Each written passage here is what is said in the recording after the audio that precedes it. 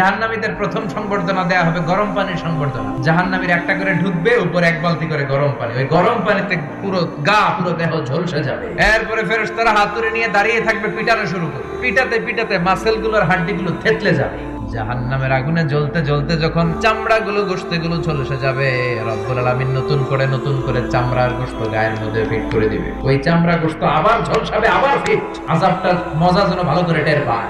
যে মেয়েগুলো ওড়নায় গলা পেঁচিয়ে আত্মহত্যা, তারা জাহান্নামের রশিতে আর ওড়নায় খালি আত্মহত্যা করতেই থাকবে। গীবত করে চগল খড়ি আছে না নাই? লাহুম আযফার মিন নুহাস, তাদেরকে আল্লাহ জাহান্নামের তামা দিয়ে নখ বানায় দিবে, আগুন ঝরবে ওটা থেকে। ইয়াখদাশুনা বিহি উজুহাহুম, নিজেরা নিজের গালের গোশত আর বুকের গোশত টেনে কুড়ে কুড়ে খাবে।